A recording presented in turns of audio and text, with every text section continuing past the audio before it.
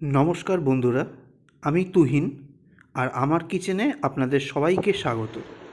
আজকের রেসিপি একদম হেলদি একটা রেসিপি এবং সঙ্গে টেস্টিও হবে।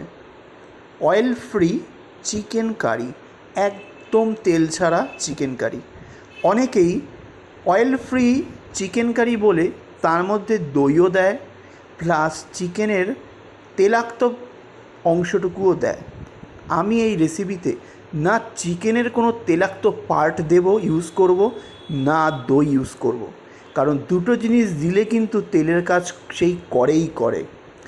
একদম যাতে কোনো তেল না থাকে, মানে তেলবিহীন, যাতে একদম অরিজিনালি যেটাকে বলে সেই পদ্ধতিটাই দেখাবো। কিন্তু খেতে হবে কোনো অংশেই কম নয়। যেমনভাবে তেল দিয়ে কষিয়ে রান্না করেন ঠিক এইভাবেই করে দেখাবো। একবার করে খেয়ে দেখার অনুরোধ রইল এবং বাচ্চাদেরও করে খাওয়ান। বাচ্চারাও কিন্তু বুঝতে পারবে না এটা আপনি তেল ছাড়া বানিয়ে খাওয়াচ্ছেন। অবশ্যই সেটা জানালে চলবে না। চলুন দেখে নিই কীভাবে আমি তেল ছাড়া চিকেন কারি বাড়িতে বানাই, মাঝে মধ্যে নিজের শরীরের কথা ভেবে। প্রথমেই নিয়েছি জল ঝরানো 500 গ্রাম চিকেন। এর মধ্যে পছন্দের গিলে মেটেটাও কিন্তু আছে। একটু গিলে মেটে মানে কচকচি না থাকলে ঠিক জমে না খাওয়াটা, বিশেষ করে আমার মা ভাই মুখেও দেয় না। আমি এখানে যে চিকেনের পার্টগুলো ইউজ করেছি সেটা হচ্ছে শুধু চিকেনের লেগ, থাইয়ের পিস নিইনি। খেয়াল করে দেখবেন থাইয়ের পিসে কিন্তু অনেকটাই তেলাক্ত অংশ থাকে, তাই ইউজ করিনি। এবং নিয়েছি চিকেনের উইংসের পিস। এছাড়া আমি কিন্তু আলাদা কোনো মাংসের ব্যবহার করিনি। এবার এর মধ্যে পরিমাণ মতো লবণ আর পরিমাণ মতো হলুদ দিয়ে ভালো করে এটাকে মেখে রেখে দেবো ঠিক 15 মিনিট। আর সঙ্গে একটু অ্যাড করে দেবো 1 চা চামচ ভিনিগার, যেহেতু এর মধ্যে তেল পড়বে না আর রসুন আদা দিয়েও আমি কিন্তু ম্যারিনেশন করছি না, তার জন্যই একটু ভিনিগার দেবেন, যাতে কখনোই চিকেন থেকে অনেকের একটা বোটকা গন্ধ পান, সেটা কিন্তু আর আসবে না। মেখে 15 মিনিট এটা রেখে দেবেন। এটা ম্যারিনেশন হতে হতে চলুন কিছু মশলার প্রিপারেশান দেখিয়ে দিই। এইবার একটা বাটির মধ্যে এই চিকেন বানানোর কিছু ইনগ্রেডিয়েন্ট নিয়েছি। তার মধ্যে 2টো ছোটো ছোটো সাইজের দেশি টমেটো নিয়েছি। তারপরে নিয়েছি 6টা বড় সাইজের রসুনের কোয়া। আর নিয়েছি ওই 1/2 থেকে 1 ইঞ্চি পরিমাণে আদার টুকরো। 4টে কাঁচা লঙ্কা বোটা সহ নিয়েছি, 2টো শুকনো লঙ্কা বোটা সহ। আর নিয়েছি 6টা ছোটো ছোটো পেঁয়াজ। দেখুন আমি কিভাবে সব কেটে নিয়েছি। এইবার কিভাবে কি করতে হবে দেখিয়ে দিই। এইবার নিয়েছি কাবাব বানানোর জন্য যে স্টিকটা ব্যবহার করা হয়, স্ক্রিউয়ার, সেইটা নিয়েছি। এইবার নিজের মন মতো যেভাবে খুশি আপনি গেঁথে নিন এই স্ক্রিউয়ারের মধ্যে ভালো করে। দেখুন আমার 3টে স্ক্রিউয়ার একেবারে গাঁথা কমপ্লিট হয়ে গেছে। এইবার ফ্লেমটা মিডিয়ামে রেখে এই মশলাগুলো একটু পুড়িয়ে নেব মিডিয়াম আঁচে। ভালো করে এটাকে সেঁকে নিতে হবে সুন্দরভাবে, যাতে পোড়া পোড়া রং এসে যায় আর সুন্দর একটা গন্ধ বেরোয়। প্রতিটাই কিন্তু উল্টে পাল্টে ঘুরিয়ে ঘুরিয়ে পুড়িয়ে নিতে হবে। দেখুন আমার পোড়ানো একেবারে কমপ্লিট। এইবার বাটির মধ্যে একটা স্ক্রিউয়ার বা যে কোনো চামচ বা ছুরির সাহায্যে স্ক্রিউয়ার থেকে এগুলোকে বের করে বাটিতে রাখতে হবে ঠান্ডা করার জন্য। আর এটা ঠান্ডা হয়ে গেলে এবার একটা মিক্সার গ্রাইন্ডার নিয়ে নেব, নিয়ে এই সব মশলাগুলো এর মধ্যে দিয়ে দেবো। তার আগে লঙ্কার যে বোটাগুলো আছে, সে সবুজ লঙ্কা হোক আর শুকনো লঙ্কা, সেই বোটাগুলো ফেলে দিতে হবে। দিয়ে জল ছাড়াই এটাকে মিহি পেস্ট বানিয়ে নিতে হবে। দেখুন জল ছাড়াই মিহি পেস্ট বানিয়ে নিয়েছি। এইবার চিকেনটা যে ম্যারিনেশন করে রেখেছিলাম সেই বাটিটা আমি নিয়ে নেব। তারপরে দিয়ে দেবো 5টা ছোটো ছোটো সাইজের আলুর টুকরো। আর দিয়ে দেবো এই পুড়িয়ে নেওয়া মশলাটা।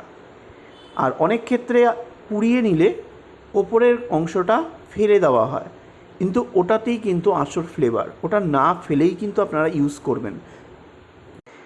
এইবার এই মশলাটা দিয়ে মাংস আর আলুটাকে ভালো করে রগড়ে রগড়ে মেখে নেব। মেখে নেওয়া হয়ে গেলে 15 মিনিট ঢাকনা দিয়ে ঢেকে রেখে দেবো। নুন হলুদ দিয়ে 15 মিনিট ঢাকনা দিয়ে ঢাকা হয়েছিল, আর এখন আবার 15 মিনিট রাখা হবে। ডবল ম্যারিনেশনের ফলে মাংসের যদি কোনো আষ্টে গন্ধ থাকে তার কিন্তু কোনোটাই পাওয়া যাবে না। দেখুন ঠিক আধ ঘন্টা পর পুরো ম্যারিনেশন হয়ে গেছে। চলুন এবার রান্নায় যাওয়া যাক। অলরেডি আমি একটা কড়াই গরম করতে দিয়ে দিয়েছিলাম মিডিয়াম ফ্লেমে। এইবার এই কড়াইয়ের মধ্যে দিয়ে দেবো ম্যারিনেশন করে রাখা চিকেনগুলো। প্রথম 5 মিনিট টানা হাই ফ্লেমে কিন্তু কষতে হবে, কারণ যদি লো বা মিডিয়াম ফ্লেমে কষেন বা ঢাকা দিয়ে কষেন চিকেন থেকে কিন্তু জল ছেড়ে দেবে, কষানোটা কিন্তু ঠিক করে হবে না। তাই প্রথমে কিন্তু 5 মিনিট হাই ফ্লেমে কষবেন আর কন্টিনিউ কিন্তু খুন্তি চালাতে হবে।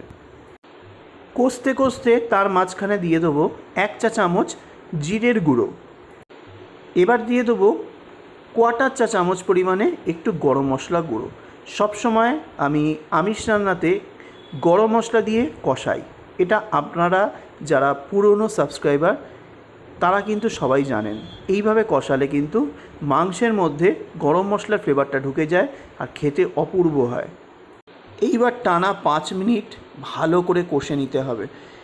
পুরো 5 মিনিট কষানোর পরে টেক্সচারটা ভালো করে দেখুন, যে মশলাগুলো ভাজা ভাজা হয়েছে সেটা কিন্তু ভালো মাত্রায় বোঝা যাচ্ছে।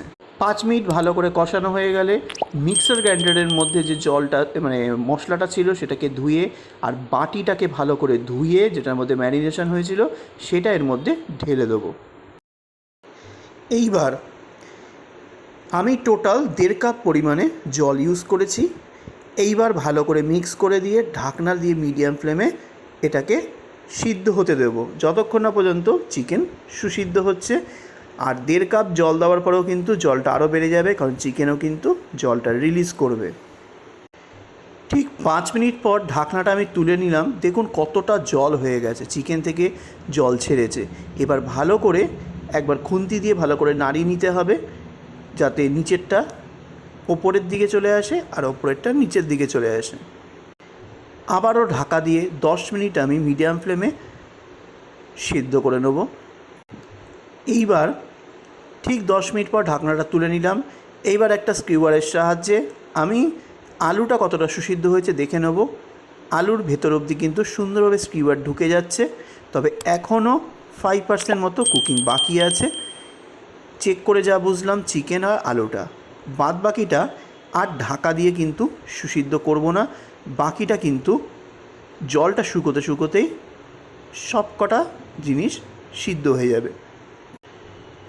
হাই ফ্লেমে টানা 5 মিনিট ফুটিয়ে নিলাম। একটা মোটামুটি ঘন সেমি থিক গ্রেভি হয়ে গেছে। এবার ওপর থেকে একটুখানি গরম মশলা দিয়ে দেবো, দিয়ে ঢাকা দিয়ে 10 মিনিট এইভাবেই রেখে দেবো স্ট্যান্ডিং টাইমে, যাতে গরম মশলার ফ্লেভারটা ভেতর অবধি চলে যায় আর যত মশলা দিয়ে রান্নাটা হয়েছে সেটা চিকেন আলুর মধ্যে অ্যাবজর্ব হয়ে যায়। ঠিক 10 মিনিট আমি ঢাকা দিয়ে ফ্লেমটা অফ করে দিয়ে দমে রেখে দিয়েছিলাম। এখন চিকেন আলু একদম সুন্দরভাবে সুসিদ্ধ। এবার গরম মশলাটা ভালো করে একবার মিক্স করে দিতে হবে হালকা হাতে।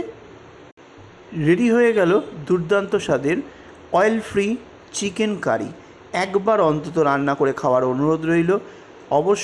অবশ্যই করে শেয়ার করে দেবেন। রেসিপিটা ভালো লাগলে কমেন্ট করে জানাবেন আপনাদের কেমন লাগলো। ভালো লাগলেও বলবেন, খারাপ লাগলেও বলবেন। আর পাশে থাকার জন্য অবশ্যই সাবস্ক্রাইব করে দেবেন, বিশেষ করে যারা নতুন সাবস্ক্রাইবার। আর বেল আইকন ক্লিক করে অল বাটনটা তো অবশ্যই ক্লিক করতে হবে, না হলে নেক্সট রেসিপি ছাড়ার সঙ্গে সঙ্গে নোটিফিকেশান কিন্তু আপনারা কেউই পাবেন না। এটা কিন্তু মাথায় রেখে বেল আইকন ক্লিক করে অল বাটনটা ক্লিক করতে কিন্তু হবেই হবে। আজ আসলাম, নেক্সট দিন আবার একটা ভালো ভিডিও নিয়ে আপনাদের সামনে তুলে ধরবো।